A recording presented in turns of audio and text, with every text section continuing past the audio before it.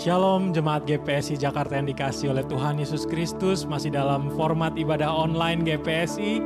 Kita masih terus mau memuji muliakan nama Tuhan dan bahkan kita mau belajar firman Tuhan hari ini. Masih dalam tema gereja di dalam perubahan. Sebelum ibadah ini kita mulai, seperti biasa kita mau buka satu ayat. Kita mau dengar firman Tuhan, kita mau baca firman Tuhan dari Kolose pertama ayat 17 sampai 18. Kolose pertama ayat 17 sampai 18. Demikian firman Tuhan. Ia ada terlebih dahulu dari segala sesuatu dan segala sesuatu ada di dalam Dia. Ialah kepala tubuh, yaitu jemaat. Ialah yang sulung, yang pertama bangkit dari antara orang mati, sehingga Ia yang lebih utama dalam segala sesuatu. Kita percaya di dalam perubahan ini menimbulkan banyak sekali kebingungan-kebimbangan di antara kita. Kita harus bagaimana, kita harus berbuat apa. Tapi ayat tadi mengajarkan bahwa Yesus, Tuhan adalah kepala yang mau kita ikuti, yang mau kita pandang dalam setiap gerakan kemanapun kita lakukan, khususnya kita sebagai anggota tubuh, di mana Kristus sebagai kepalanya. Bagaimana caranya? Yaitu dengan dengar-dengaran akan firman Tuhan, supaya kita selalu diperbaharui oleh firman Tuhan dan kita semakin berhikmat di dalam Tuhan. Kita mau terus bersyukur, walaupun kita masih dalam keadaan seperti ini, dalam pandemik, dalam keadaan new normal yang membuat kita mau terus berada di rumah atau membatasi aktivitas kita, kita percaya bahwa Tuhanlah batu penjuru dan Tuhanlah adalah tujuan yang akan kita tuju. Mari kita bersatu dalam doa. Puji syukur Tuhan, terima kasih untuk hari ini atas anugerah-Mu pada kami masing-masing Tuhan. Kami tahu, kami sadar dalam keadaan pandemik ini Tuhan, walaupun sudah dalam keadaan new normal, tapi tetap membuat kami bingung, tetap membuat kami bimbang Tuhan.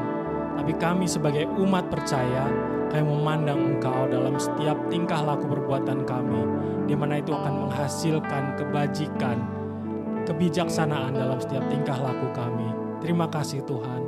Kami mau pujikan Engkau lebih lagi, kami mau mendengar kebenaran dari firman-Mu Tuhan melalui ibadah pada hari ini.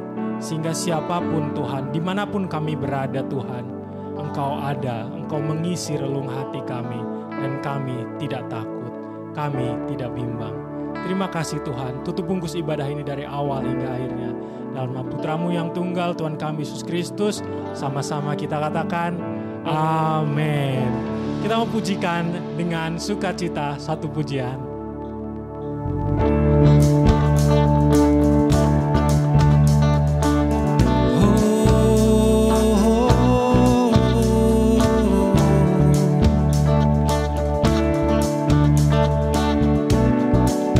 Kita mau katakan, terima sukacita surga, itulah kekuatan bagi jiwa. Ku dapat rasakan kasih-Nya di tengah badai yang bergelora. Terima sukacita surga, itulah kekuatan bagi jiwa. Ku dapat saksikan kuasa-Nya, taklukkan badai yang bergelora. Haleluya, Kau ada dalam hatiku, takkan patah semangatku, takkan hilang kekuatanku. Haleluya, ku mau bersorak bagimu. Cita surga nyata penuhiku. Kita pujikan dari awal dengan lebih bersukacita lagi. Terima sukacita surga, itulah kekuatan bagi jiwa. Ku dapat rasakan kasih-Nya di tengah badai yang bergelora. sukacita surga, itulah kekuatan bagi jiwa. Dapat saksikan kuasanya, taklukan badai yang bergelora. Haleluya, Kau ada dalam hatiku, takkan patah semangatku, takkan hilang kekuatanku. Haleluya, ku mau bersorak bagimu, sukacita surga nyata penuhiku. Tak mau katakan haleluya, Kau ada dalam hatiku, takkan patah semangatku, takkan hilang kekuatanku.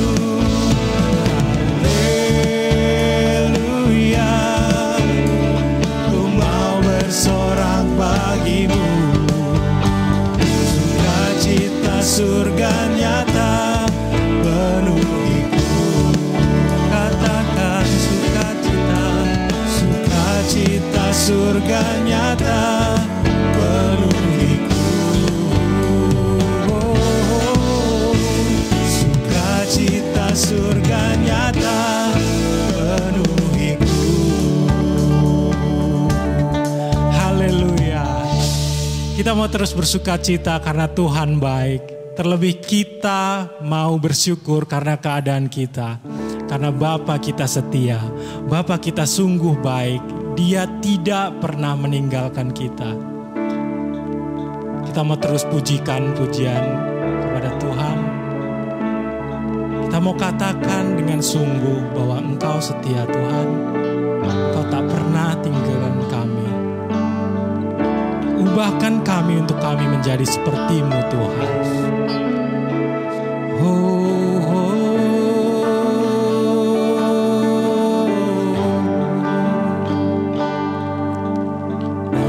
Apakah setia, takkan meninggalkan, dan ku percaya Engkau milik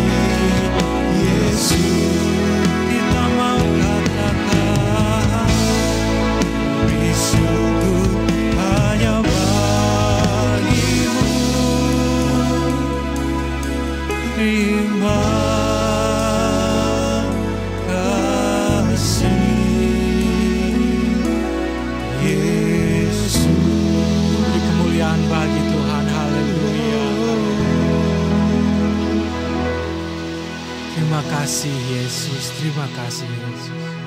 Seperti pujian yang baru kami naikkan Tuhan, kami mau bersyukur Tuhan karena Engkau begitu baik atas kami. Apapun keadaan kami Tuhan, kami mau berfokus padamu. Dalam keadaan yang serba tidak pasti ini Tuhan, dalam setiap perubahan ini Tuhan, kami mau tetap berfokus pada kepala jemaat, yaitu Engkau Tuhan. Terima kasih karena Engkau mau terus bimbing kami. Terima kasih Tuhan, Engkau mau terus pimpin kami dalam setiap ketidakpastian kami. Biar Tuhan, dalam perubahan-perubahan yang terjadi dalam kehidupan kami, bahkan aktivitas gerejawi kami Tuhan, kami tetap mau tinggal tenang di dalam Engkau, karena Engkaulah batu penjuru kami. Sebentar Tuhan, kami mau lebih lagi masuk ke dalam kebenaran firman-Mu yang akan disampaikan oleh hamba-Mu Tuhan. Biar Engkau mau urapi hamba-Mu, urapi hati mulut pikiran hamba-Mu, Pendeta Sanserlis Tuhan. Sehingga apa yang beliau sampaikan menguatkan kami, meneguhkan iman percaya kami Tuhan. Dan kami tidak lagi takut, kami tidak lagi bimbang. Terima kasih Tuhan. Kami mau terus berfokus padamu. Dalam nama Putramu yang tunggal, Tuhan kami Yesus Kristus, kami semua yang siap mendengarkan firman-Mu. Sama-sama kita katakan, amin. Haleluya. Shalom jemaat Tuhan, sebelum kita akan mendengarkan firman Tuhan, ada beberapa pengumuman yang ingin gereja sampaikan. Yang pertama, minggu depan kita masih beribadah dalam format online atau daring. Untuk itu, mari saya menghimbau untuk kita semua untuk bisa mensubscribe channel YouTube kita, yaitu GPSI Jakarta, agar kita tidak tertinggal dari ibadah-ibadah kita. Dan juga kalau kita diberkati, kita juga bisa men-share video ini ke teman-teman, ke orang-orang yang kita kenal, agar mereka pun dapat diberkati. Yang kedua, kita tetap berdoa untuk virus pandemi COVID-19 agar ini bisa berlalu. Untuk itu mari kita mengikuti anjuran pemerintah dalam menjalani new normal. Kalau kita harus keluar rumah, kita juga jaga jarak, social distancing. Kita juga menggunakan APD, masker atau face shield, dan juga kita harus rajin cuci tangan. Karena kita percaya masalah ini juga pasti akan berlalu, dan kita percaya Tuhan pasti dapat memulihkan kita.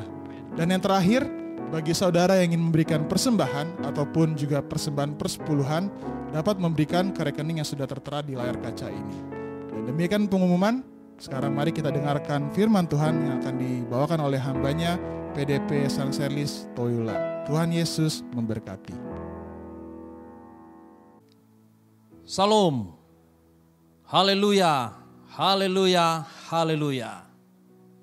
Bapak Ibu, saudara-saudara semua yang dikasihi Tuhan, dimanapun saudara berada saat ini, kita bersyukur kepada Tuhan karena kita diberi kesempatan lagi untuk bertemu di dalam ibadah secara online ini. Saudaraku, hari ini tema kita berjudul Gereja di Tengah-Tengah Perubahan. Nah, saudara yang dikasihi oleh Tuhan, pada peluang yang indah ini, saya akan mulai dengan sebuah gambar yang akan saya perlihatkan sebagai berikut ini. Bapak Ibu, kalau Bapak Ibu bisa melihat gambar ini adalah satu dari sejumlah gambar, dari jutaan gambar yang hari-hari ini mewarnai kehidupan kita. Gambar ini bukan orang tua sedang bikin PR, membantu anaknya bikin PR seperti selama ini. Tapi gambar ini adalah tentang orang tua sedang mendampingi putra-putrinya belajar.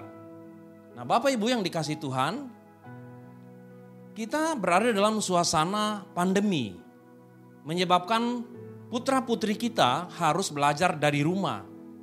Bapak dan ibu kita bekerja dari rumah, tidak ke kantor.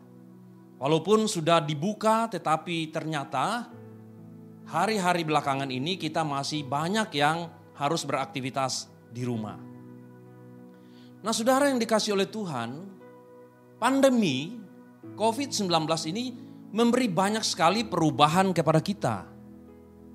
Mari kita memperhatikan gambar ini.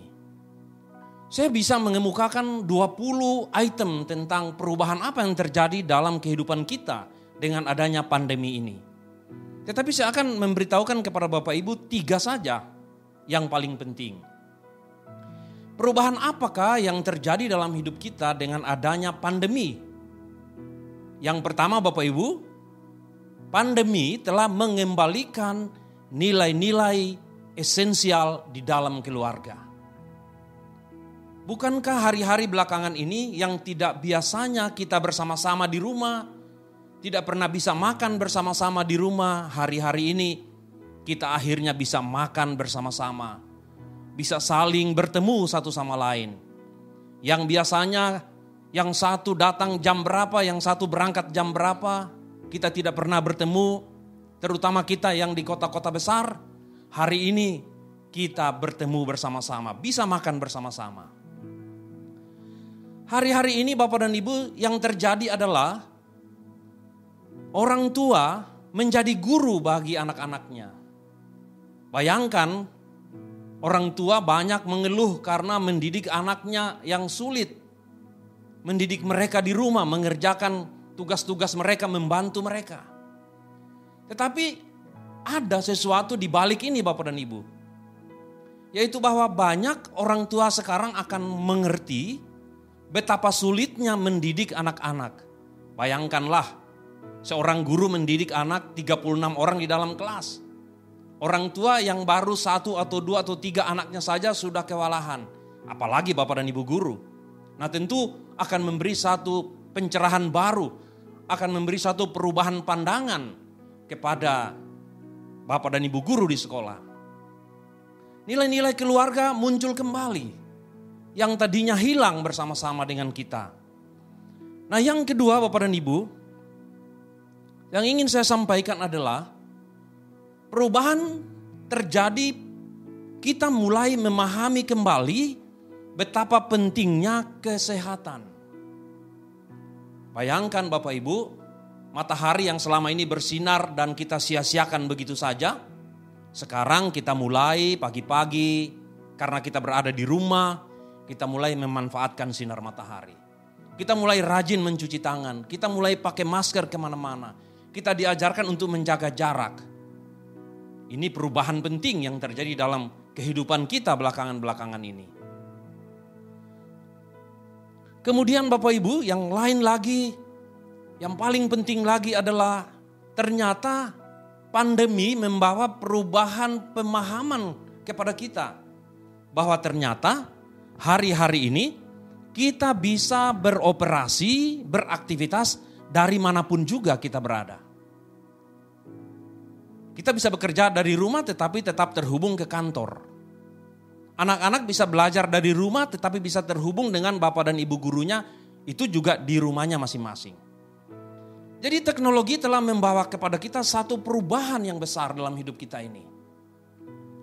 Kita bisa beroperasi seperti pada hari ini Bapak dan Ibu, kami beroperasi di tempat ini, menyampaikan firman Tuhan, menyampaikan puji-pujian, Bapak dan Ibu di rumah masing-masing bisa mengikuti ibadah.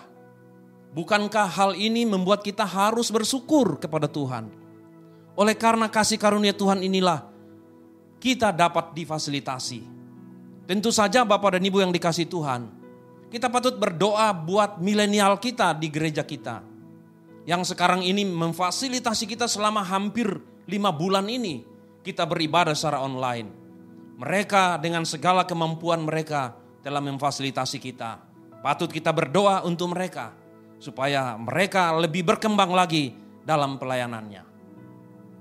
Nah, berkaitan dengan itu Bapak dan Ibu yang dikasihi Tuhan, hari ini dalam tema kita gereja di tengah-tengah perubahan, saya menyampaikan satu tema khotbah yang berjudul Daya Gunakan Kompetensi Ilahimu.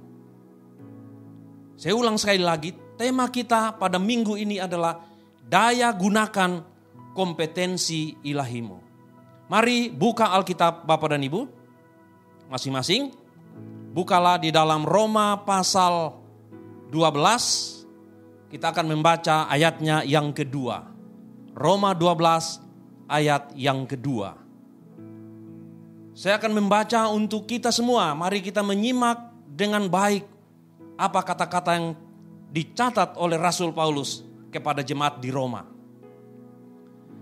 Janganlah kamu menjadi serupa dengan dunia ini, tetapi berubahlah oleh pembaharuan budimu, sehingga kamu dapat membedakan manakah kehendak Allah, apa yang baik, yang berkenan kepada Allah, dan yang sempurna. Ulang sekali lagi, janganlah kamu menjadi serupa dengan dunia ini, tetapi berubahlah oleh pembaharuan budimu, sehingga kamu dapat membedakan manakah kehendak Allah, apa yang baik, yang berkenan kepada Allah, dan yang sempurna. Nah, Bapak dan Ibu, tema kita adalah kompetensi. Di tengah-tengah perubahan yang cepat ini, di tengah-tengah teknologi yang membawa banyak perubahan dalam hidup kita, satu-satunya cara yang Bapak Ibu perlukan adalah kompetensi. Nah, mari perhatikan gambar berikut ini Bapak Ibu. Kita mempunyai minimum 3 kompetensi yang harus kita miliki. Dan itu juga sedang diberlakukan kepada anak-anak kita di sekolah. Kita harus memiliki kompetensi pengetahuan. Kita harus memiliki skill. Kita harus memiliki attitude Bapak dan Ibu. Itu adalah 3 ranah kompetensi yang sangat penting untuk kita miliki pada hari-hari belakangan ini. Ketika ketiga kompetensi ini mengkristal, ketika ketiga ranah ini mengkristal menjadi satu titik yang ada di tengah-tengah gambar itu, yang Bapak Ibu bisa saksikan gambarnya, yang di sana tertulis empowering kompetensi, itu adalah kompetensi yang dibutuhkan. Kompetensi yang kita perlukan. Dan saudaraku yang dikasihi Tuhan, bukan suatu kompetensi kalau kompetensi itu tidak konsisten. Mari perhatikan satu gambar ini. Saya sangat terkesan dengan gambar ini Bapak dan Ibu. Tentu kita tahu semua, bagi yang suka nonton bola, ini pasti terkenal orangnya. Namanya tentu Ricardo Kakak. Bapak dan Ibu pernah menyaksikan bahwa ketika Ricardo Kakak memasukkan gol atau menjuarai satu kejuaraan atau selesai pertandingan, dia akan membuka bajunya dan dia akan menampilkan satu kata yang luar biasa. Dan kata itu berbunyi, I belong to Jesus. Ada berapa pesepak bola yang melakukan itu? Dan saudara yang dikasihi Tuhan, dia melakukannya secara konsisten dalam setiap permainannya. Dia punya kompetensi, dia punya skill, dia punya pengetahuan dalam bermain sepak bola. Dia punya skill yang tinggi dalam permainan sepak bola. Dibuktikan dengan berbagai penghargaan yang dia terima. Tetapi dia juga punya attitude yang baik dalam timnya dan di dalam bersama dengan teman-temannya. I belong to Jesus. Jarang kita temukan orang seperti ini. Dan itu konsisten dia lakukan.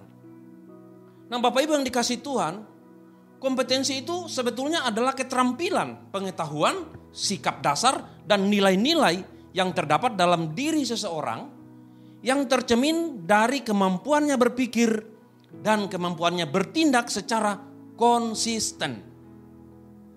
Keterampilan pengetahuan, sikap dasar, dan nilai-nilai yang terdapat dalam diri kita itu tercermin dalam kemampuan kita berpikir dan bertindak, tetapi baru memenuhi level kompetensi kalau dia konsisten dilakukan. Jadi Bapak Ibu yang dikasihi Tuhan, konsisten tidak hanya berbicara tentang pengetahuan atau kemampuan seseorang, namun lebih dari itu adalah kemampuan dan kemauan seseorang untuk melakukan apa yang dia ketahui sehingga menghasilkan manfaat. Nah, pembacaan kita dalam Roma 12 ayat 2 tadi Bapak dan Ibu, sebetulnya di sana berbicara tentang kompetensi ilahi yang harus Bapak Ibu miliki di tengah-tengah perubahan yang cepat ini. Nah, kita akan membahas itu lebih jauh lagi. Dalam ayat Roma pasal 12 ayat 2 tadi dikatakan, janganlah kamu serupa dengan dunia ini. Mari pikirkan baik-baik. Janganlah kamu serupa dengan dunia ini. Paulus berkata kepada jemaat di Roma, jangan kamu serupa dengan dunia ini. Apa artinya Bapak dan Ibu? Artinya adalah begini. Sebetulnya Rasul Paulus ingin berkata kepada jemaat di Roma bahwa sebelumnya kalian ini serupa dengan siapa?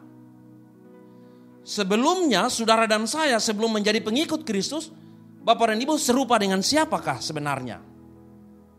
Lantas sekarang ini saya, Bapak dan Ibu semua serupa dengan siapa?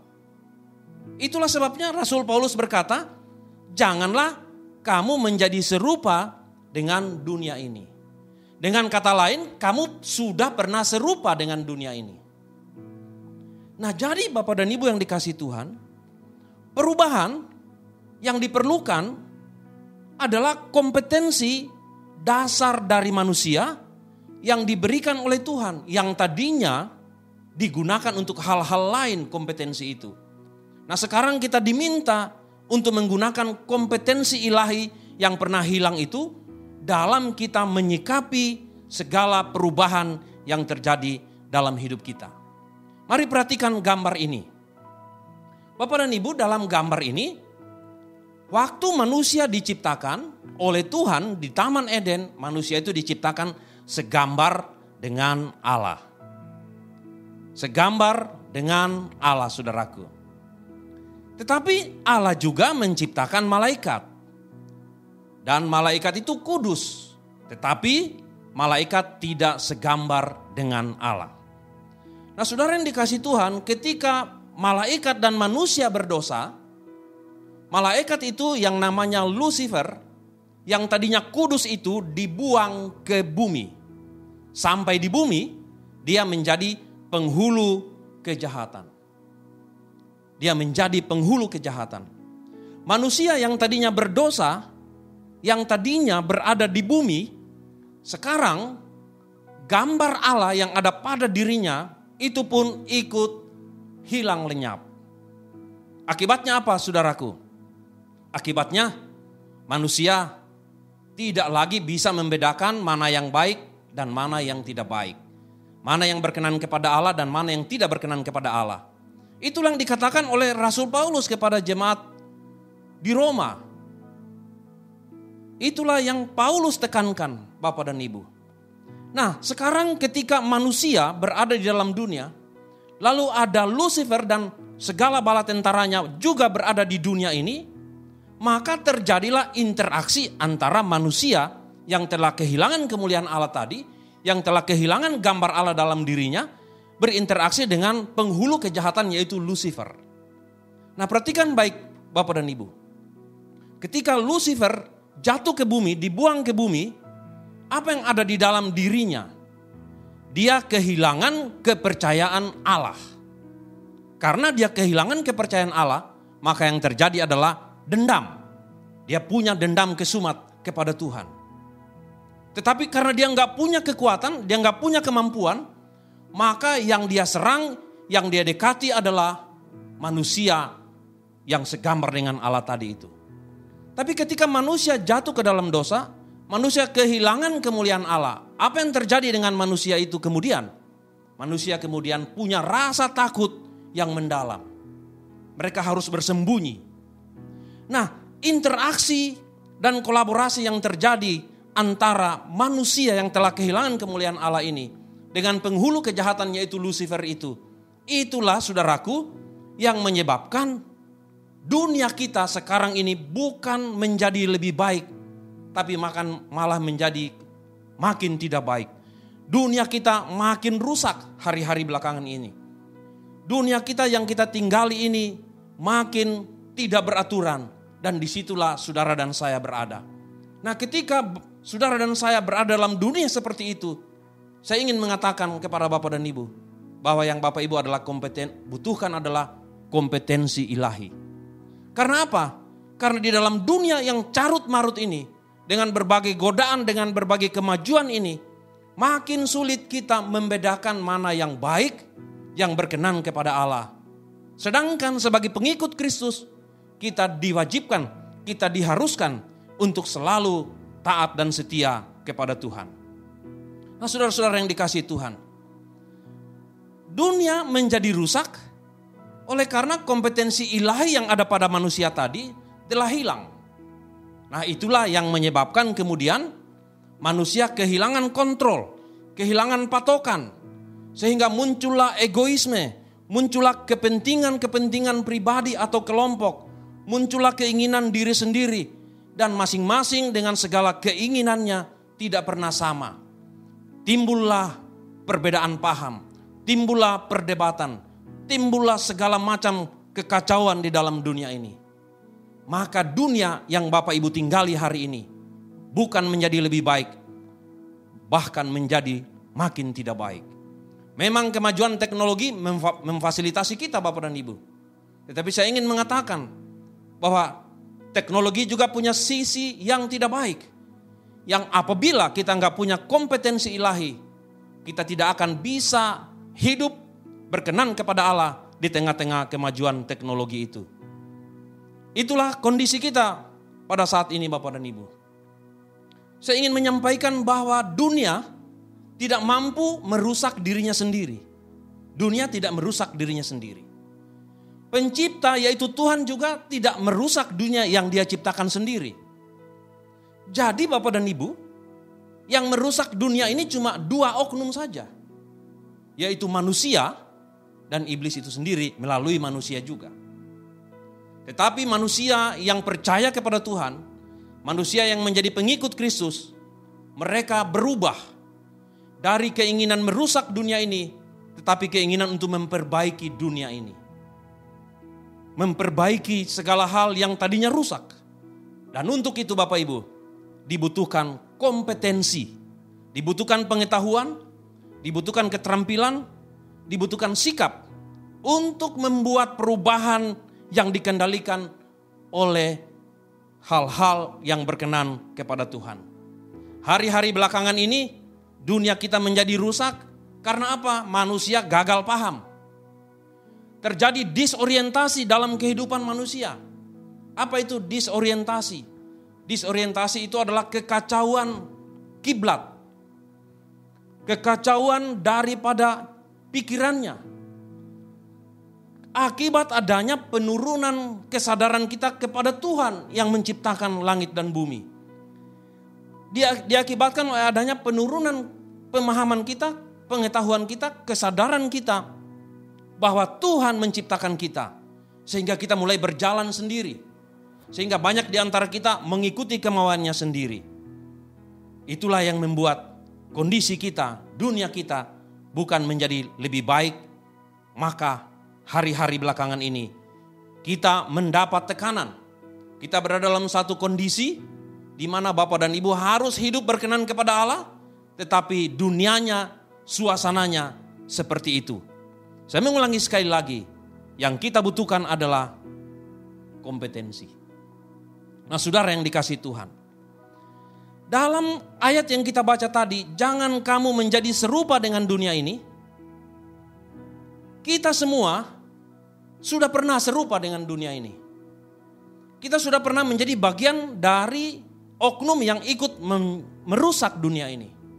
Yang kita butuhkan adalah anugerah Tuhan Yesus untuk kita ditempatkan di dalam dunia ini, supaya kita punya kondisi, punya keadaan untuk ikut memperbaiki dunia ini. Saudara yang dikasihi Tuhan, di dalam 1 Petrus 2 ayat 11 dan di dalam Yohanes 15 ayat 19 kita bisa membaca. 1 Petrus 2 ayat 11 berkata, saudara sekalian yang saya kasihi, di dunia ini saudara hanya sebagai tamu, karena rumah saudara yang sesungguhnya ada di surga. Saya mohon supaya saudara menghindarkan diri dari kesenangan yang jahat di dunia ini.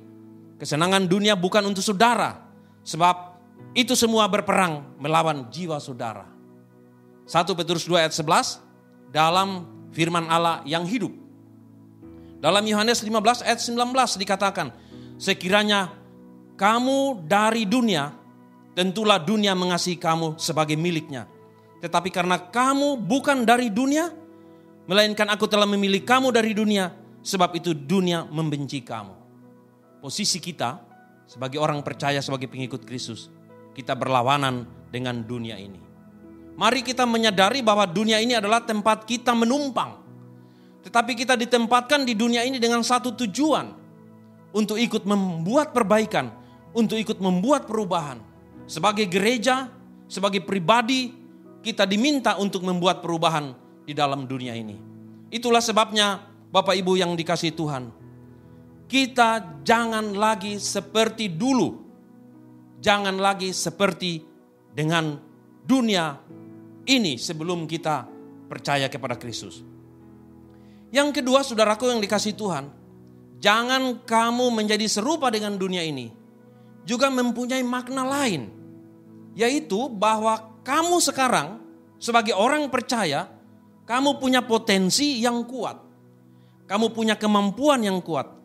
Sekarang kamu punya kecenderungan yang besar untuk mengikuti Tuhan, tetapi di sisi lain, kamu punya kecenderungan untuk kembali lagi seperti dulu. Oleh sebab itu Bapak dan Ibu yang dikasihi Tuhan, jangan kamu menjadi serupa dengan dunia ini juga bermakna harus ada sebuah perubahan besar di dalam hidup kita. Dan perubahan besar itu adalah perubahan dalam jiwa kita. Saudara yang dikasihi Tuhan, mari membaca Yohanes 17 ayat 11. Firman Tuhan berkata begini, dan aku tidak ada lagi dalam dunia ini, tetapi mereka masih ada di dalam dunia. Dan aku datang kepadamu, ya Bapa yang kudus, peliharalah mereka dalam namamu, yaitu namamu yang telah engkau berikan kepadaku, supaya mereka menjadi satu sama seperti kita. Dalam Yohanes 17 ayat 15, Yohanes juga menulis demikian, aku tidak meminta supaya engkau mengambil mereka dari dunia, tetapi supaya engkau melindungi mereka daripada yang jahat. Dua ayat ini berkata, memberi indikasi kepada kita bahwa kita punya potensi untuk kembali seperti dulu lagi. Untuk kembali seperti semula menjadi bukan orang pengikut Kristus. Maka Rasul Paulus menuliskan ini, jangan kamu seperti dunia ini lagi. Kamu harus mengalami pembaruan, yaitu pada jiwamu. Pembaruan pada budimu. Rasul Paulus menulis, berubahlah oleh pembaharuan budimu. Pembaharuan bukan tujuan Bapak dan Ibu. Pembaharuan bukan tujuan, sekali lagi. Tapi pembaharuan adalah kondisi. Suatu keadaan, suatu proses. Sehingga pembaruan itu tidak terjadi tiba-tiba. Pembaruan itu butuh waktu. Pembaruan itu melibatkan orang lain. Pembaruan itu melibatkan Roh Kudus. Butuh bantuan Roh Kudus untuk kita. Budimu dalam ayat itu sebetulnya berbicara tentang jiwamu. Itu adalah bagian yang rusak ketika kita jatuh ke dalam dosa. Dan itulah pembaruan yang harus dilakukan supaya kita kembali memiliki kemuliaan Allah seperti yang dulu pernah diberikan kepada Adam dan Hawa di Taman Eden. Pembaruan itu menjadi sangat penting. Saya bacakan kedua ayat tadi Bapak dan Ibu. Amsal 27 ayat 17 berkata, besi menajamkan besi, orang menajamkan sesamanya. Jadi saudara yang dikasihi Tuhan, ketika Anda minta, ya Tuhan berikan aku kesabaran. Sebentar lagi Anda akan diuji oleh teman Anda sendiri. Oleh orang terdekat Anda sendiri. Apakah Anda bisa belajar dari situ? Karena manusia menajamkan manusia, besi menajamkan besi. Kita belajar dari orang-orang di sekitar kita. Mungkin tidak mengenakan, tapi semua diizinkan terjadi supaya kita belajar menjadi lebih baik lagi. Dalam Titus 3 ayat 5 dikatakan pada waktu itu dia telah menyelamatkan kita. Bukan karena perbuatan baik yang telah kita lakukan, tetapi karena rahmatnya oleh permandian kelahiran kembali dan oleh pembaruan yang dikerjakan oleh Roh Kudus. Selain manusia yang ada di sekitar kita, mungkin orang terdekat kita, mungkin anak-anak kita kalau kita orang tua, mungkin adik kita kalau kita kakak, mungkin kakak kita kalau kita adik, mungkin tetangga kita dan masih banyak lagi orang di dunia ini. Ikut menajamkan, ikut membantu kita untuk mempunyai satu pembaruan yang semakin baik. Tetapi juga jangan lupa Roh Kudus yang ada di dalam diri kita, itu juga membantu kita untuk mengalami pembaruan budimu. Jadi Bapak dan Ibu yang dikasihi Tuhan, pembaruan jiwa, pembaruan budi itu menjadi begitu pentingnya pada hari-hari belakangan ini. Dalam dunia yang berubah, yang begitu cepat, Anda hanya butuh satu. Anda punya kompetensi ilahi yang dibutuhkan. Dan itu hanya bisa terjadi kalau jiwamu dibarui, kalau budimu diperbaiki. Melalui pekerjaan Roh Kudus, melalui teman-temanmu. Status Anda, kualifikasi Anda sebagai orang percaya akan diukur oleh bagaimana kalau Anda dibuat kesal oleh teman Anda. Bagaimana reaksi Anda? Bagaimana reaksimu? Apakah Anda bereaksi seperti dulu sebelum Anda menjadi orang percaya? Ataukah sekarang Anda bereaksi sebagai orang percaya? Kita hanya akan menyaksikan bagaimana reaksi Anda. Anda semua bisa menyaksikan kami yang berkhotbah di mimbar ini. Ketika kami menghadapi kesulitan, menghadapi tantangan, reaksinya seperti apa? Apakah kami reaksinya seperti dulu? Seperti orang yang belum percaya kepada Kristus? Seperti dunia ini? Bapak Ibu bisa menyaksikannya. Nah, kalau Bapak Ibu menyaksikan hal itu, jangan bisik-bisik ke sana. Jangan ngomongin, berdoalah untuk orang itu. Berdoalah untuk mereka. Karena ketika Anda berdoa, sebetulnya Anda meletakkan diri Anda pada suatu kompetensi ilahi yang dibutuhkan. Mari perhatikan gambar berikut Bapak Ibu. Di sana ada 3 lingkaran, ada tubuh, ada jiwa, dan ada roh. Tadi sudah saya sampaikan bahwa ketika kita berdosa, jiwa kita rusak. Keinginan kita, pikiran kita, perasaan kita yang ada pada jiwa kita itu menjadi tidak terarah. Tidak bisa lagi membedakan mana yang baik dan benar di hadapan Tuhan.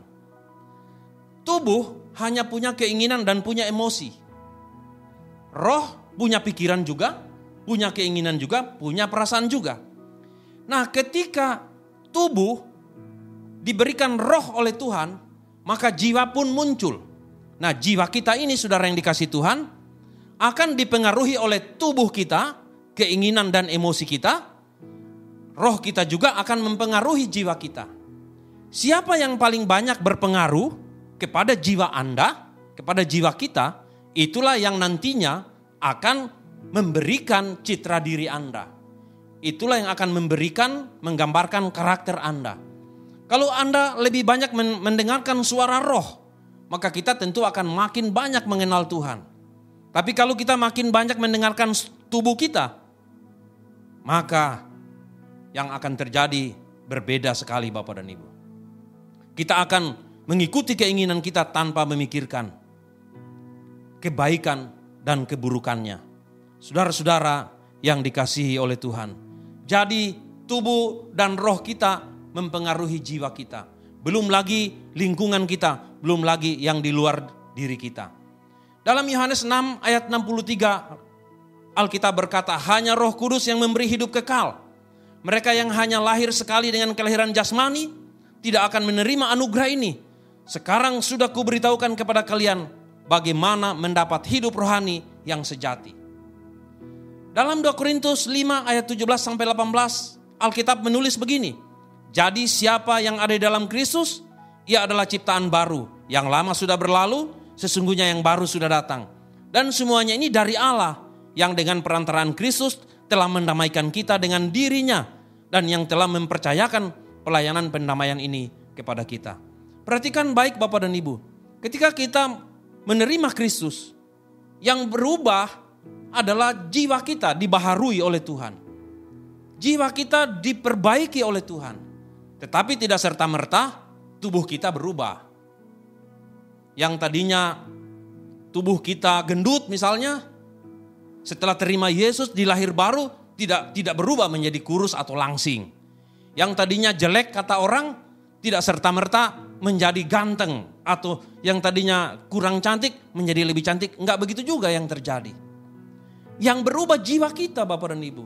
Tuhan harus membarui kompetensi, mengembalikan kompetensi ilahi itu dalam kehidupan kita. Saudara yang dikasihi Tuhan.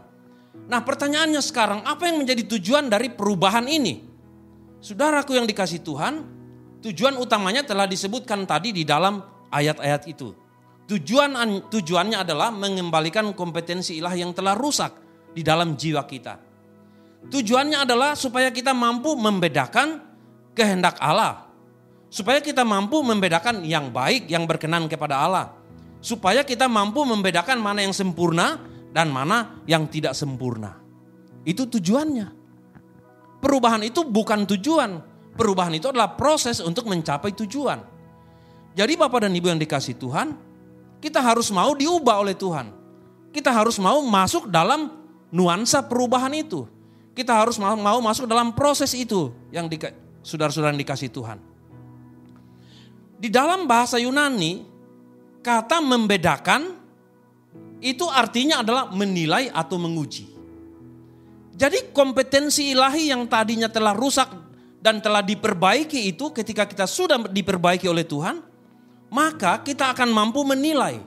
Kita akan mampu menguji segala hal berkenan kepada Allah atau tidak berkenan kepada Allah.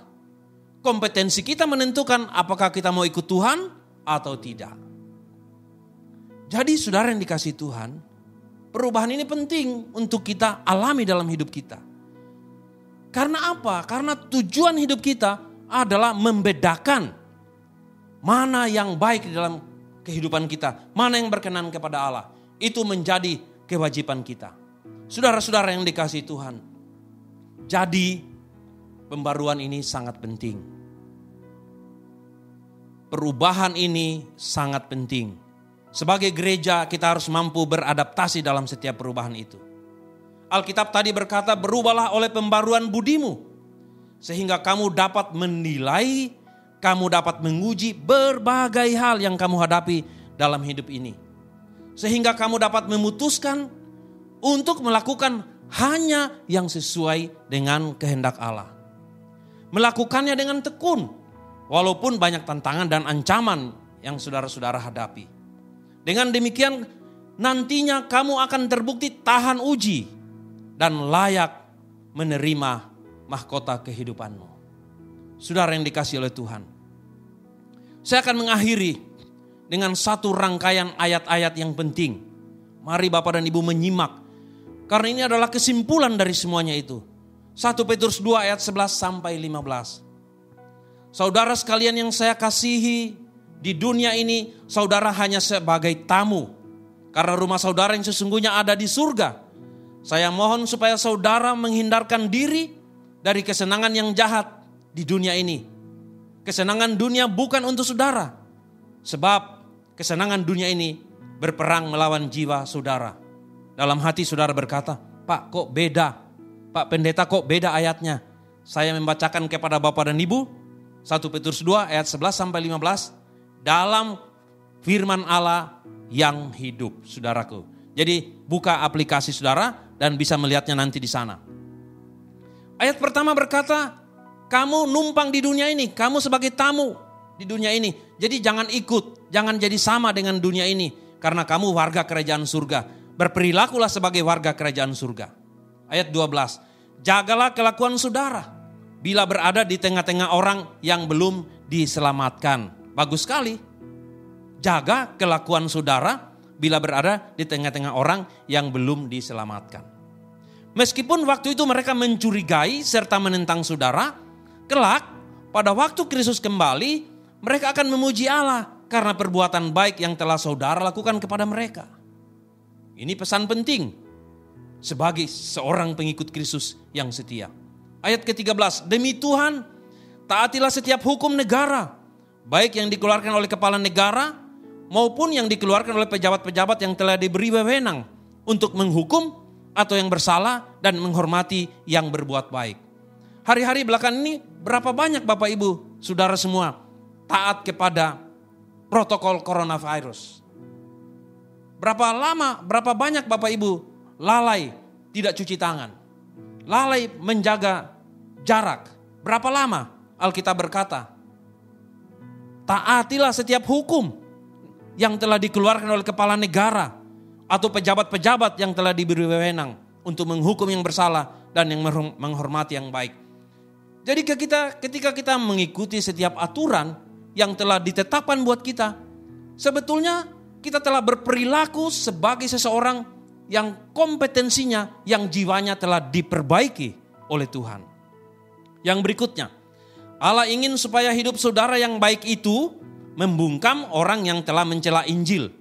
Karena mereka belum pernah mengalami kuasanya dan tidak mengetahui faedahnya. Kita diminta untuk hidup yang baik. Supaya kita menunjukkan kita perbedaan kita. Kita bukan lagi dari dunia ini. Karena kita sudah berada di dalam surga. Dalam kerajaan surga. Kita sudah menjadi warga kerajaan surga. Jadi hidup kita yang baik sebagai pengikut Kristus yang setia itu akan membedakan.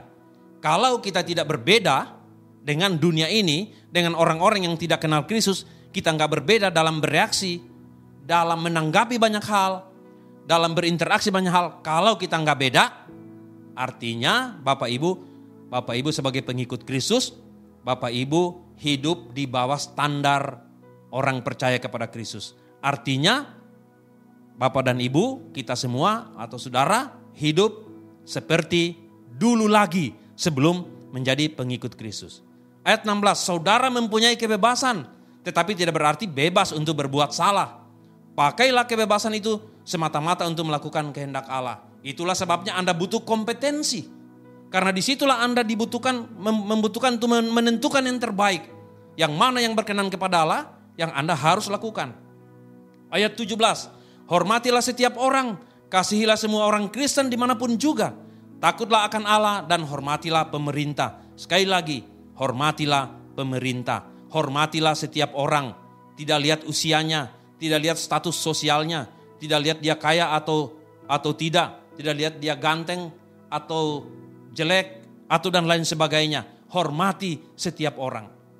Ayat yang ke-18, para hamba hendaknya menghormati majikan dan melakukan apapun yang disuruhkan. Bukan hanya apabila mereka baik dan bijaksana, melainkan juga apabila mereka keras dan kejam. Kita tetap harus melakukan yang baik. Pujilah Tuhan apabila saudara dihukum karena berbuat benar. Nah, ini penting. Ini luar biasa. Pujilah Tuhan apabila saudara dihukum karena berbuat benar. Sesuai firman Tuhan. Artinya ketika kita melakukan firman Tuhan, kita bisa saja dihukum gara-gara itu. Tapi Alkitab berkata pujilah Tuhan untuk itu. Mari perhatikan baik, mari renungkan ini. Supaya ketika itu terjadi pada kita, kita tidak melakukan seperti dunia melakukannya. Apabila saudara dipukuli karena berbuat salah, tentu saja saudara tidak mendapat pujian atas kesabaran saudara. Tetapi apabila saudara menderita dan sabar menanggung pukulan karena berbuat benar, saudara menyukakan hati Allah. Luar biasa. Mari kita mengerjakannya dalam hidup kita. Yang terakhir ayat 21. Semua penderitaan ini adalah bagian dari pekerjaan yang diberikan Allah kepada saudara. Penderitaan itu adalah proses untuk mengubah saudara menjadi lebih baik lagi dari hari ke hari. Kristus telah menderita untuk saudara, telah mengalami semuanya, bisa menjadi teladan untuk kita. Karena itu Petrus menulis, ikutilah jejaknya. Jadi apa yang ingin saya katakan kepada saudara hari ini? Katakan yes pada perubahan. Tepuk orang di sebelah Anda. Hey, siap untuk berubah. Katakan yes kepada perubahan. Katakan kepadanya, mari kita berubah mengikuti apa yang Tuhan kehendaki dalam hidup kita.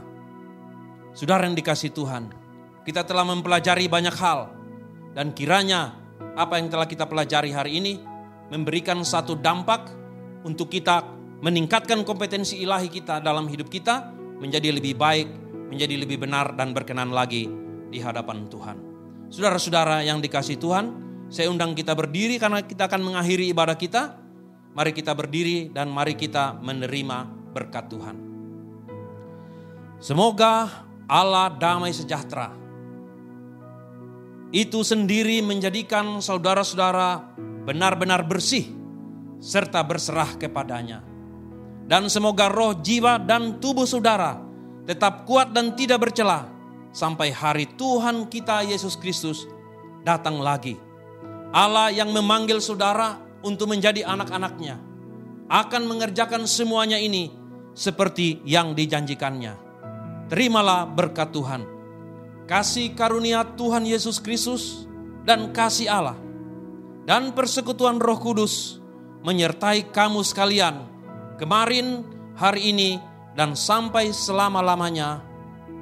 Amin.